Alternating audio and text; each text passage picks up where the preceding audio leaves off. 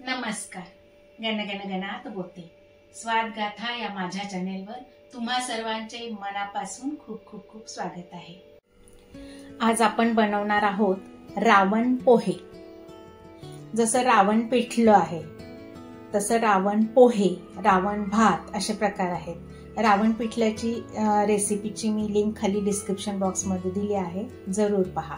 आता हे रावण पोहे करायचे आहेत तर त्यासाठी काय काय साहित्य लागतं ते आपण प्रथम पाहूया. तर इथे मी काय केलं आहे, आपले जाडे पोहे असतात, रोज खातो आपण पोहे करून, ते जाडे पोहे 1 वाटीभर घेतले आहेत. आणि ही 1 वाटीभर चणा डाळ आहे, ती मी 2 तासापूर्वी भिजत ठेवली होती, स्वच्छ धुवून भिजत ठेवली होती. त्याच्यानंतर हा 1 वाटी कांदा आहे बारीक चिरलेला, 1 वाटी खोवलेलं खोबरं आहे, कढीपत्ता, 8 ते 10 हिरव्या मिरच्या, 1 लिंबू, 1 छोटी वाटीभर कोथिंबीर, तळणीसाठी तेल, स्वादानुसार मीठ आणि चवीपुरती साखर. तुम्हाला जशी आवडते तेवढी तशी घ्या त्या प्रमाणामध्ये. चला आता आपण वेळ न वाया घालवता करायला सुरुवात करूया. रावण पोहे. आपल्याला पहिल्यांदा काय करायचं, हे जाडे पोहे आहेत, हे तळून घ्यायचे आहेत. तर ते तळताना कसे तळायचे आहेत, एकदम तेलामध्ये सोडायचे नाहीये. तर त्यासाठीची मी एक छानशी ट्रिक तुम्हाला दाखवते, तर व्हिडिओ स्किप न करता पूर्ण पहा. कढईमध्ये मी तेल घेतलं आहे. आता गॅस मोठा करून मी तेल हे चांगलं गरम करून घेते.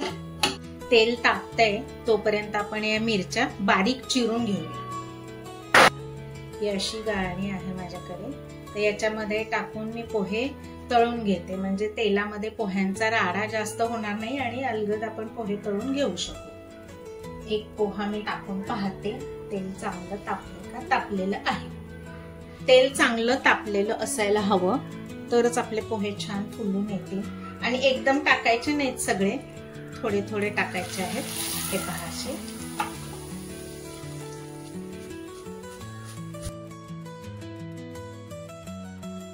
हे पहा, वाटीभर पोहे आपले तळून झालेले आहेत.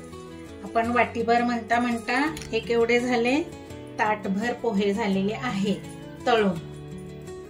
चला आता आपण पुढची प्रोसेस करूया, फोडणीची तयारी करूया. हे पहा, आता कढई आपली तापलेली आहे, त्याच्यामध्ये मी थोडंसं तेल टाकून घेते आपल्याला फोडणीसाठी.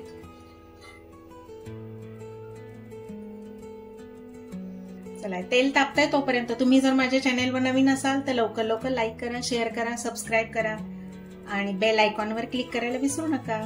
बेल आयकॉनवर क्लिक केलं तर इथून पुढच्या सर्व रेसिपींचे नोटिफिकेशन्स तुम्हाला येत राहतील. चला, तेल तापले का पाहूया. तापलेलं आहे. तर गॅसची फ्लेम थोडीशी कमी करते मी आणि आता आपण फोडणी करून घेऊया. मोहरी टाकायची आधी, त्याच्यानंतर जिरं, कढीपत्ता, हिरवी मिरची, याचं व्यवस्थित परतून घ्यायचं. तुम्हाला जसं तिखट हवं त्याप्रमाणे मिरचीचं प्रमाण ठेवा. तर त्याचा कच्चेपणा गेल्यानंतर आपण ही डाळ भिजत घातली होती ती आधी टाकून घेऊया आणि ती आपण वाफवून घेऊया.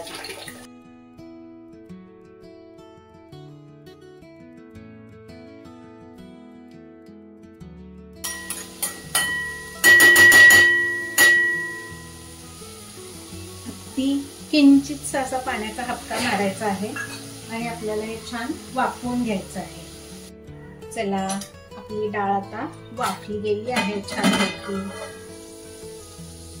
आता आपण याच्यातच कांदा घालून घेऊ आणि तोही व्यवस्थित असा मिक्स करून घ्यायचा आणि याला छान वाफ काढून घ्यायची. आधी वाफ काढून घेऊया, मग आपण याच्यामध्ये मीठ आणि साखर टाकून घेऊ. हे पहा, कांदा पण वाफला. त्यातला फक्त कच्चेपणा गेला पाहिजे थोडासा. आता आपण त्याच्यामध्ये हे अर्धा चमचा, म्हणजे हा छोटा आहे माझा चमचा अगदी, त्याच्यानुसार अर्धा चमचा टाकला आहे. थोडासा हिंग टाकायचा आहे.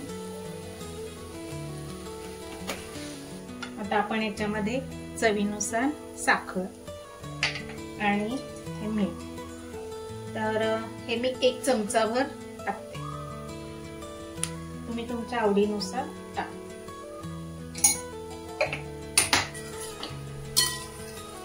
तुमची ज्यावेळी पार्टी असेल किंवा काही पाहुणे वगैरे येणार असतील तर त्याआधी तुम्ही हे अशी फोडणी आणि हे तळलेले पोहे असं करून वेगवेगळं करून ठेवायचं आणि आल्यानंतर खायला देता वेळी मग हे पोहे आणि असं हे मिक्स करून द्यायचं आहे आपल्याला. एकदम मिक्स करून ठेवायचं नाही आधीच, नाहीतर मग काय होईल त्याच्यामुळे हे पोहे आहेत ना तळलेले असे चांगले क्रंची झालेले आहेत पहा, हे मऊ पडतील, म्हणून खायला देतानाच ऐन वेळी ते मिक्स करून द्यायचं आहे. आता याच्यामध्ये आपल्याला लिंबू 1 पिळून घ्यायचा आहे, ते पण पिळून घेऊया. आता आपण गॅस बंद करूया. हे खोवलेलं खोबरं आहे ते सुद्धा सगळं टाकून घ्यायचं याच्यामध्ये आणि ही कोथिंबीर ती टाकून घ्यायची आणि सगळं व्यवस्थित परत मिक्स करायचं आहे.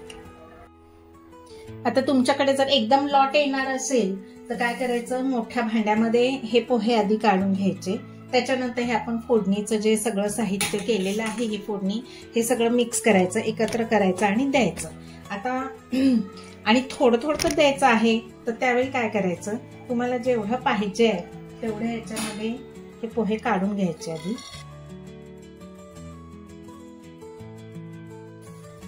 आता साधारण अंदाजाने पाहायचं तुम्हाला किती प्लेट करायचे, 3 प्लेट करायचे, 4 प्लेट करायचे, तर मला आता 3 प्लेट करायचंय म्हणून मी हे साधारण एवढे पोहे घेतलेले आहेत.